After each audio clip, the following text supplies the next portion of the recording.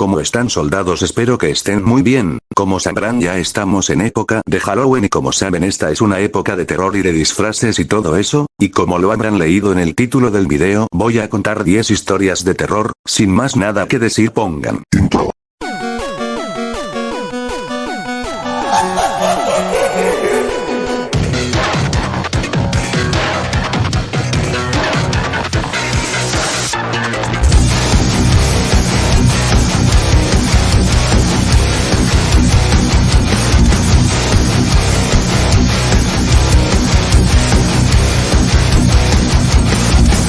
Para que no se asusten tanto, pondré un video de fondo. Empecemos con las historias de terror. Historia número 1.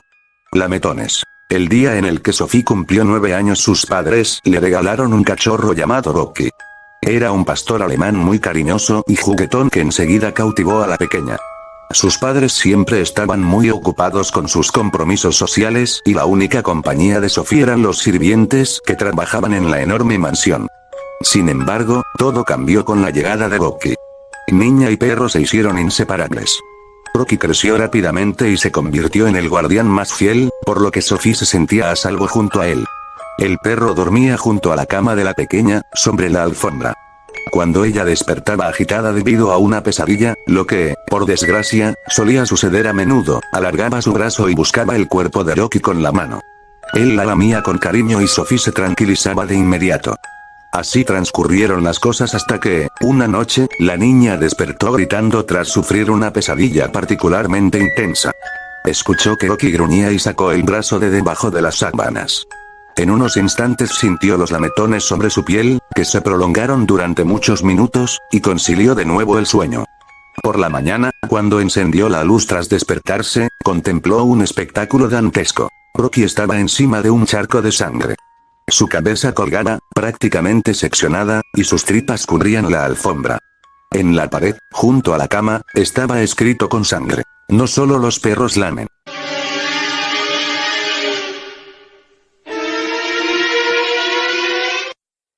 Una criada encontró a Sofía ovillada en un rincón de la habitación. Se restregaba las manos desquiciada y repetía una y otra vez: ¿quién lamió mi mano? ¿Quién lamió mi mano? ¿Quién lamió mi mano? Poco después la encerraron en un sanatorio. Historia número 2. Ayúdame. Huyendo del acelerado ritmo de vida de la gran ciudad, una pareja decidió trasladarse con sus 2 hijos a una casita de campo, la cual se encontraba muy cerca del pueblo donde habían nacido. La casa había estado deshabitada durante muchos años y necesitaba algunos arreglos, pero el reducido precio terminó de convencerles. Los hijos, un niño de 10 y una niña de 6, se instalaron cada uno en una habitación y estaban felices por poder disponer de su propio espacio. Sin embargo, algo muy extraño sucedió durante la primera noche. Mientras todos dormían, la niña salió de su cama y se detuvo en una de las esquinas de la habitación. Comenzó a arañar la pared de madera mientras susurraba repetidamente: ayúdame. La pequeña Elisa ya había sufrido algún episodio de sonambulismo con anterioridad, por lo que los padres no se preocuparon en un primer momento. Como medida de precaución decidieron que los niños durmieran en la misma habitación. A partir de entonces, Elisa empezó a levantarse todas las noches, después de que su hermano conciliara el sueño. Se dirigía al otro dormitorio y arañaba la misma pared mientras repetía: ayúdame. Aparte de este comportamiento obsesivo, la niña se volvió muy retraída y siempre estaba triste. Tras preguntar en el pueblo, los padres descubrieron que en la casa habían vivido un hombre y su hija. Al parecer, la niña se había perdido en el bosque y su padre se suicidó poco después. Preocupados y asustados, los padres de Elisa tomaron la decisión de retirar algunos de los paneles de madera que cubrían la pared y que su hija arañaba. Detrás de ellos encontraron un pequeño esqueleto con las manos atadas.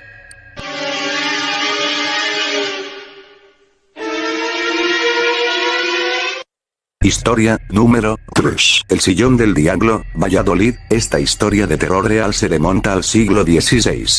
En el año 1550, un estudiante portugués llamado Andrés de Proasa empezó a demostrar un gran talento en las clases de anatomía que se impartían en la Universidad de Valladolid. A pesar de tener solo 22 años, también llamó la atención de sus maestros por los conocimientos que poseía. Durante el curso desapareció un niño de 9 años de edad, que fue visto por última vez cerca de la casa del estudiante. Algunos de sus vecinos denunciaron haber escuchado llantos y gritos, por lo que las autoridades entraron en la vivienda. En el sótano encontraron al niño descuartizado, además de restos de animales y una gran cantidad de material médico.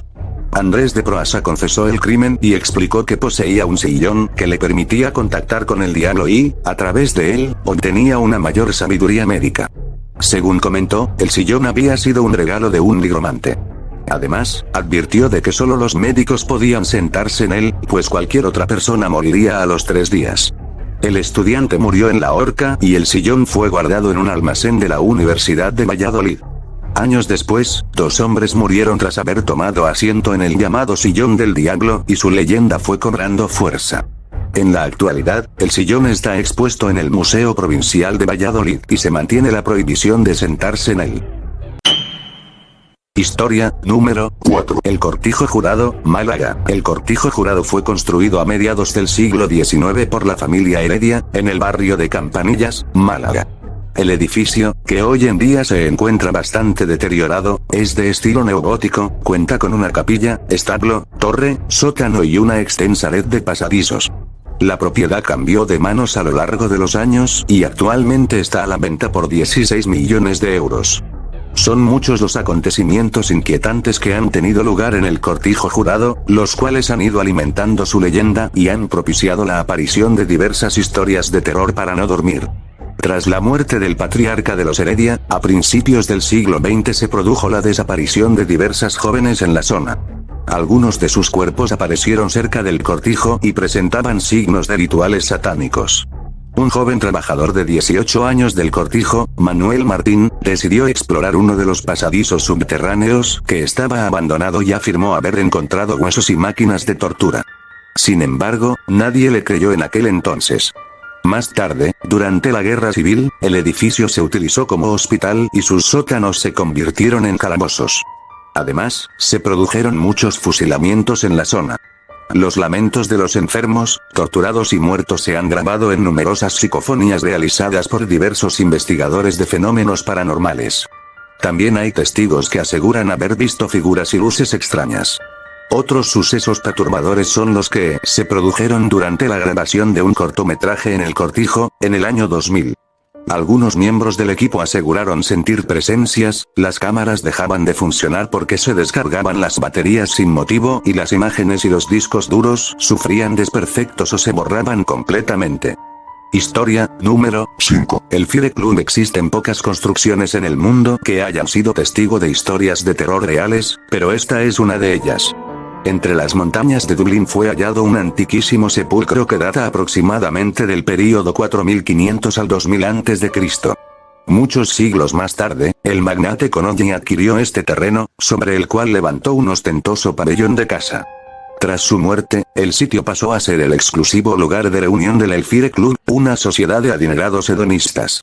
Todavía hoy se pueden observar en el lugar los escombros de la lúgubre construcción donde se llevaban a cabo todo tipo de actos perversos. Era una noche como cualquier otra en el Elfire Club. Las apuestas, vicios, fiestas y orgías no podían faltar, aún en medio de una fría noche tormentosa. A la puerta del lugar se acercó un hombre enigmático que habría sido sorprendido por el temporal. Aquel viajero envuelto con el manto de la noche podía costear una partida de póker mientras recuperaba fuerzas al calor de la lumbre. Nada parecía perturbarle, pero esa misma calma misteriosa hacía que todos se preguntasen su identidad. Aquel extraño visitante no revelaría mayores detalles, salvo que le complacería jugar esa noche al póker.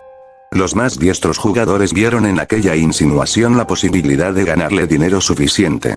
Rápidamente las onerosas apuestas caerían sobre la mesa, incluyendo la del viajero. La tormenta continuaba copiosa, mientras la suerte rodeaba a aquel enigmático hombre. El jugador a su derecha buscaba la forma de sacar ventaja del juego intentando distraer al forastero, pero este apenas conversaba. Para ver si podía realizar alguna artimaña a su favor, el socio del club hizo un extraño tropiezo, dejando caer al suelo una de sus cartas y, al agacharse debajo de la mesa, solo emitió un grito aterrador. No podía creer lo que veía. Las extremidades inferiores del viajero eran pezuñas de cabra en lugar de pies.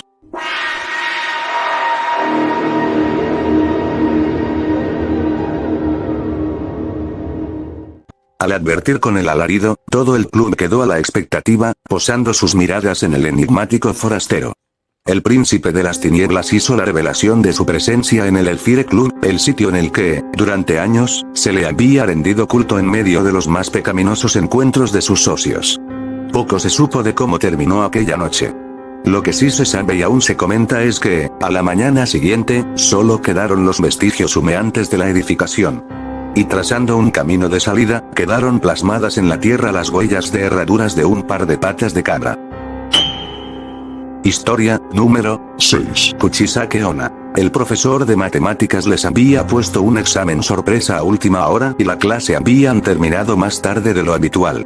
Las sombras ya cubrían las calles de Tokio cuando las gemelas Sakura y Keiko emprendieron el regreso a casa. Iban hablando animadamente y, apenas sin pensarlo, torcieron por una calle angosta para acortar el trayecto. Ya habían avanzado algunos metros cuando repararon en la escasa iluminación del lugar y en que eran las únicas transeúntes. De improviso, una mujer salió de entre las sombras de un portal y empezó a andar hacia ellas. La desconocida lucía una larga cabellera negra, un abrigo oscuro y la mitad inferior de su rostro estaba cubierta por una mascarilla quirúrgica. Esto último no inquietó a Sakura y Keiko, pues antes del coronavirus muchos japoneses habitualmente optaban por usar mascarillas para evitar resfriados y otras enfermedades. La mujer se detuvo ante ellas y preguntó, ¿soy hermosa?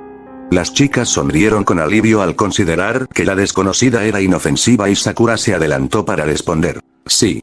Entonces se quitó la mascarilla, dejando a la vista las horribles heridas que partían de la comisura de su boca y que la transformaban en una macabra sonrisa de oreja a oreja. ¿Y ahora?, preguntó de nuevo.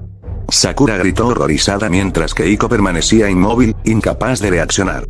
Con un rápido movimiento, la desconocida extrajo unas grandes y afiladas tijeras de debajo de su abrigo y abrió la garganta de Sakura. La sangre, que brotó a borbotones, salpicó a Keiko, que al fin reaccionó y empezó a correr en dirección contraria.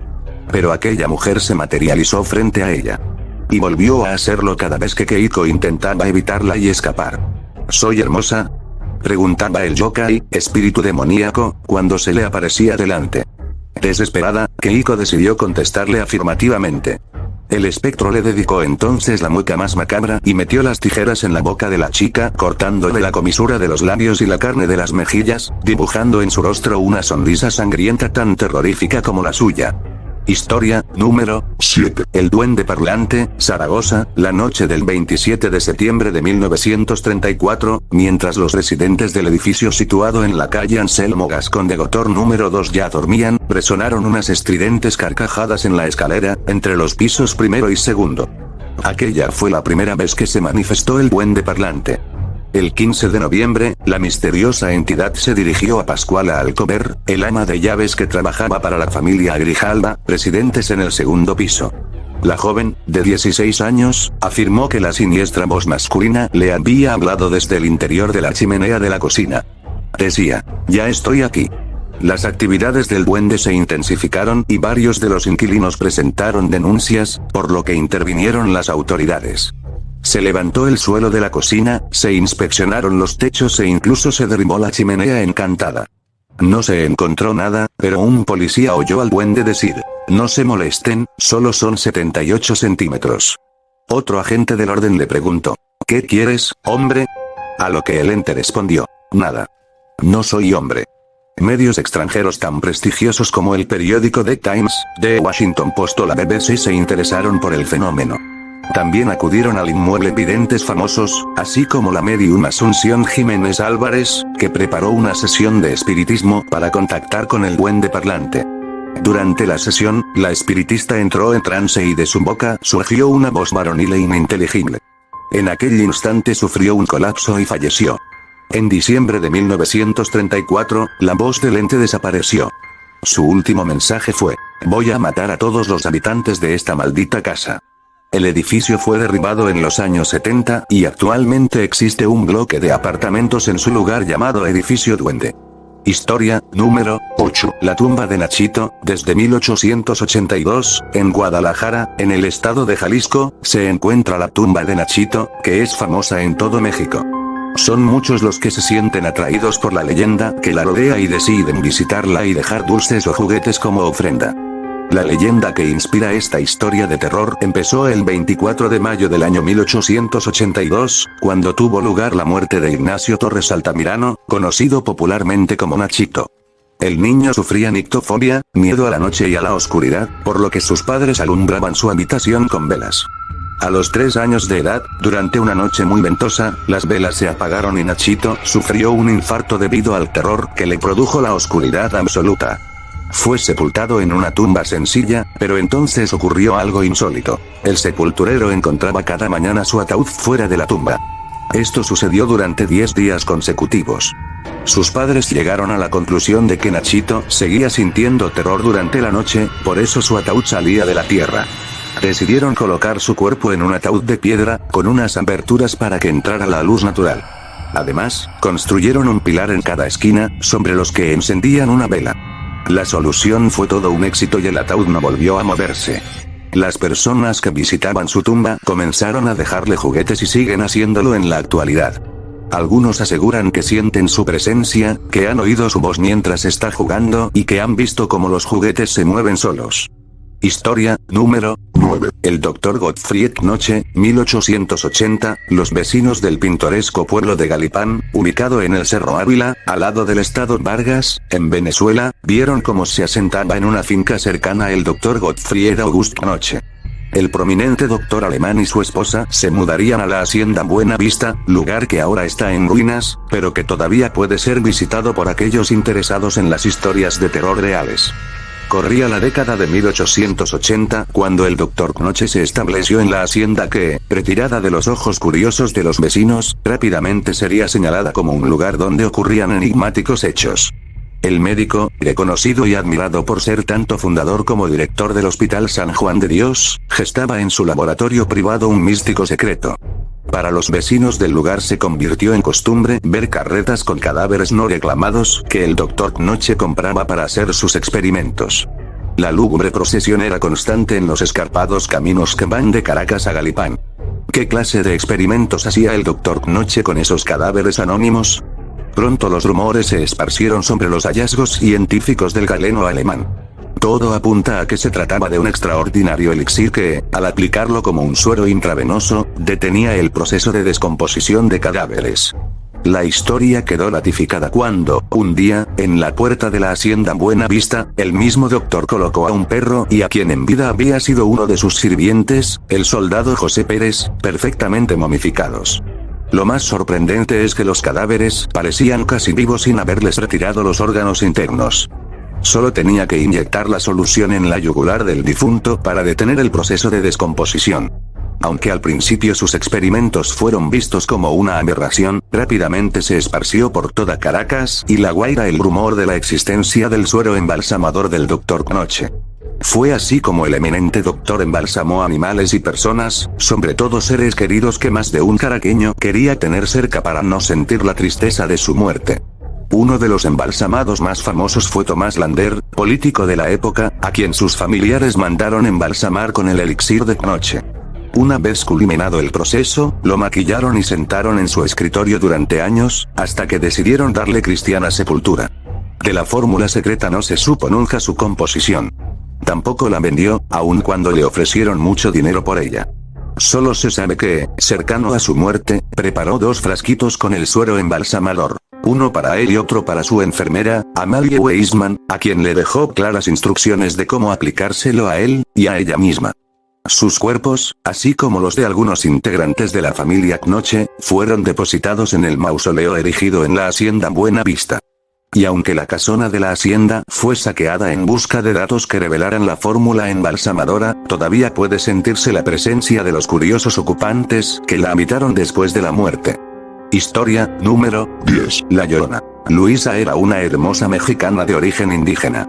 Muchos hombres suspiraban por acariciar su aterciopelada piel blanca, enredar sus cabellos rizados y oscuros como la noche y besar sus labios de fresa, pero ella rechazaba a todos los pretendientes. No obstante, un caballero español de la alta sociedad, don Nuño de Montes Claros, consiguió conquistar su corazón. Él le explicó que, debido a la diferencia de clases, no era posible formalizar su relación, por eso escaparon juntos y se instalaron en una casita en un lugar apartado. Durante 6 años Luisa vivió allí y Don Nuño la visitaba regularmente. Tuvieron 3 hijos con los cabellos rubios y rizados. Transcurrido ese tiempo, las visitas del caballero empezaron a escasear y Luisa cayó en una depresión. Una noche, decidió seguir el carruaje de Don Nuño. El vehículo se detuvo ante una lujosa mansión donde se celebraba una gran fiesta. Luisa preguntó al lacayo que estaba en la puerta y este le dijo: se está festejando la boda de Don Nuño. Luego, a través de una ventana, ella misma contempló a la feliz pareja mientras se besaban. Enloquecida, corrió de vuelta a su casita y apuñaló a sus 3 hijos. Después se dirigió al río con un manto ensangrentado y, al reparar en lo que había hecho, gritó: ¡ay, mis hijos! Se arrojó a las aguas y se convirtió en un mito. Desde entonces, muchos aseguran haber visto a la Llorona deambulando por los parques y las calles de Ciudad de México. El espectro se lamenta eternamente por la muerte de sus hijos emitiendo un grito escalofriante.